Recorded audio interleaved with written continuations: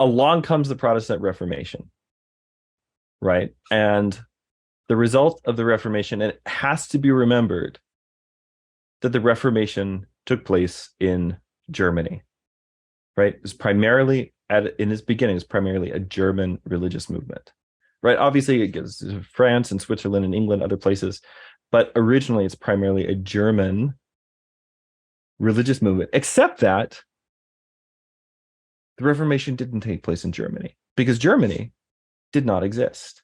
Germany is a made-up country. Fake news, everybody.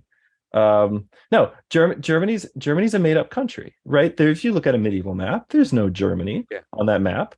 Nobody who lived in the place that we call Germany now would have called themselves Germans. Actually, they still don't call themselves Germans. But a really fun game is actually what's the name of German in other languages, and like I don't know, what do you guys call it in French? Allemand.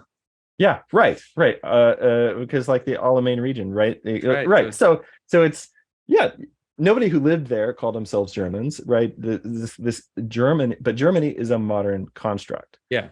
But the way that it was built, the story sort of begins in the Protestant Reformation. I don't have like a ton of time to go into this, but let's say that as a result of the Protestant Reformation, we got something called the 30 Years' War in Western Europe, which is one of the bloodiest periods in Western Europe. Actually, not the Middle Ages, right? But this is now in the modern period. 30 Years' War, incredibly bloody struggle between Roman Catholics and Protestants over basically a very small slice of Western Europe. Yeah. And the end result of the 30 Years' War is something called the Treaty of Westphalia. And one of the things that comes about as a result of that treaty is that they decide, okay, your religion will be determined simply by whatever principality you live in. So like if you live in this little province, and some of these are quite small, basically the size of what in Texas would be a county.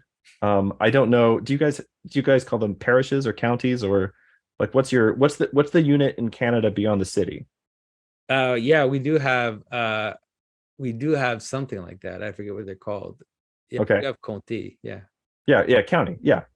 So but basically these very small principalities, and your religion, if you lived there, would just be whatever the religion of.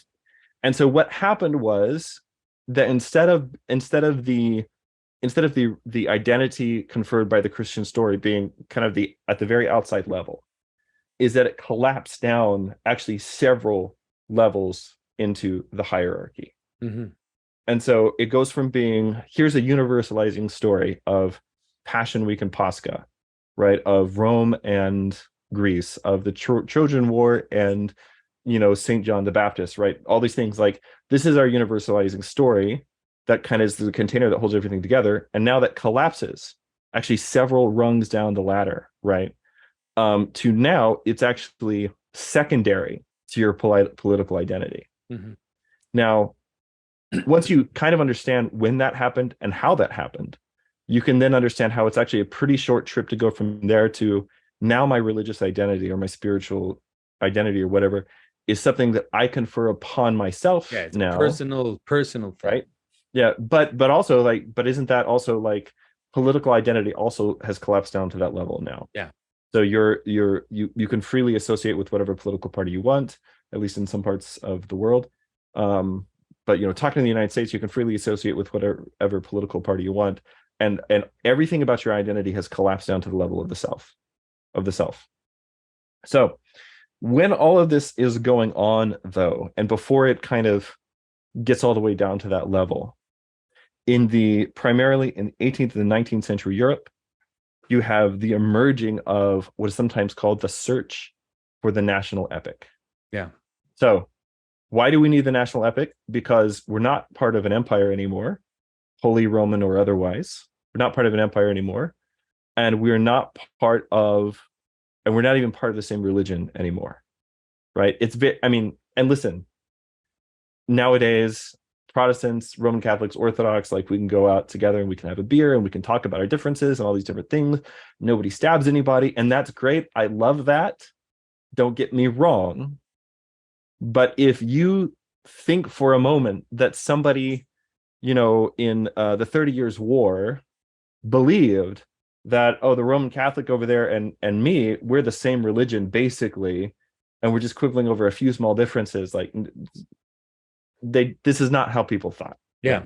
Yeah, they weren't killing each other over small differences, let's say. So anyway, so you're not held together by the same religion anymore, and you're not held together by the same and you're not even held together by like the sort of like the imperial story, right?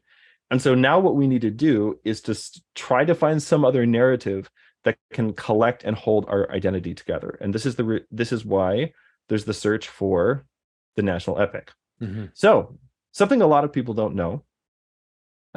You're of course aware of Jakob and Wilhelm Grimm, the brothers Grimm, right? And they're famous for a bunch of fairy tales which they did not write. The fairy tales that we know as like the fairy tales of the brothers Grimm, they were edited mainly by Wilhelm, but they didn't write those stories. Yeah.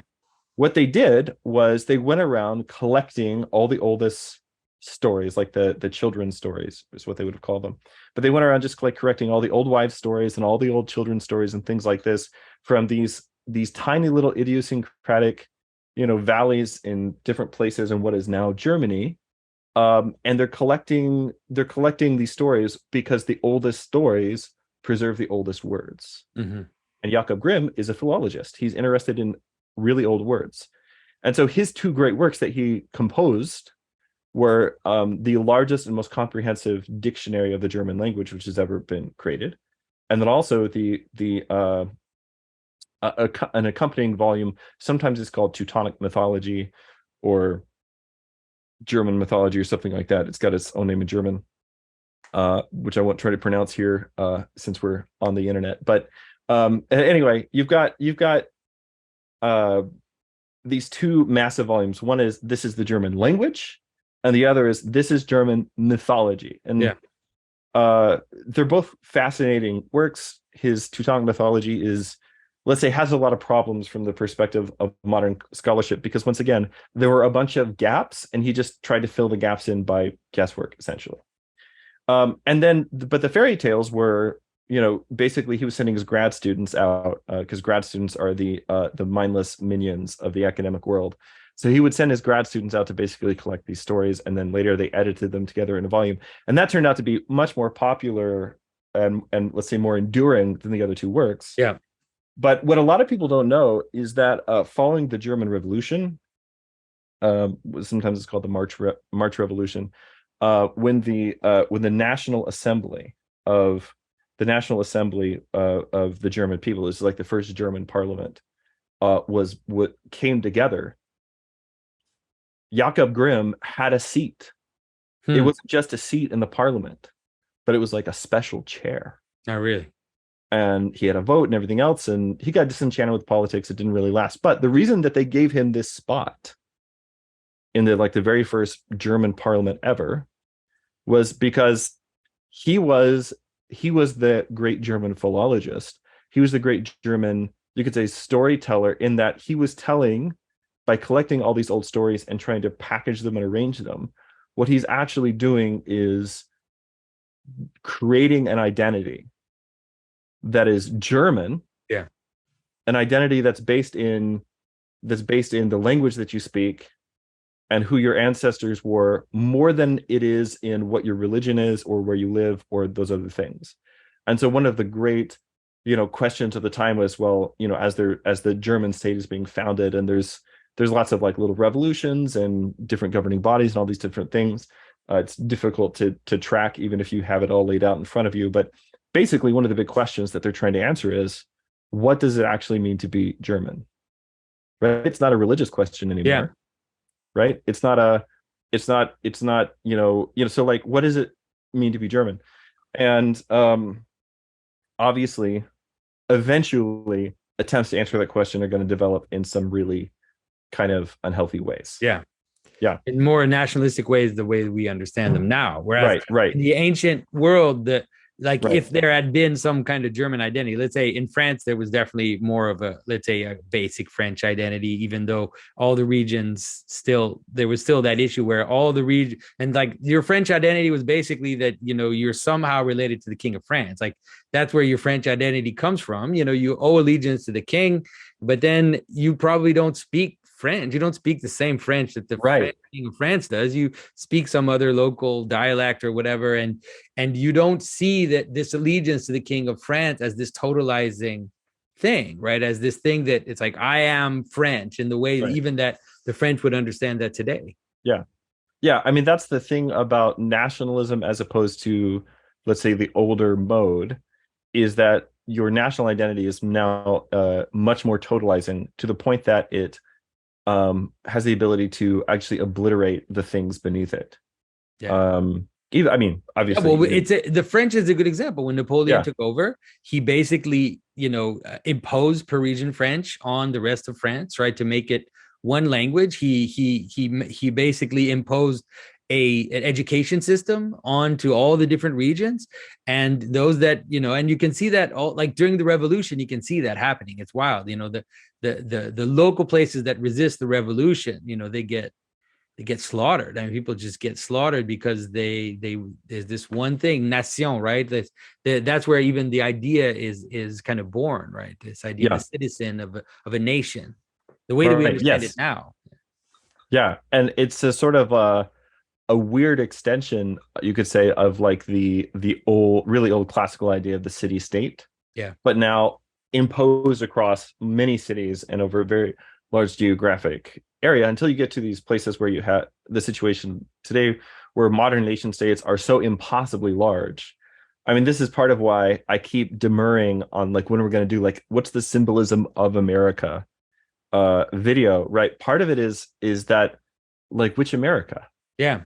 Like Well, don't you think that one of the reasons for the success of America has been that it had been, at least for a while, had been able to kind of recast that multiplicity, right? A sense in yes. which there were local traditions, local places, you know, people in different regions just have different ways of living, and we kind of don't feel like the centralized authority has the right or the capacity to impose ways of being, ways of thinking Yeah. on the people in the local areas.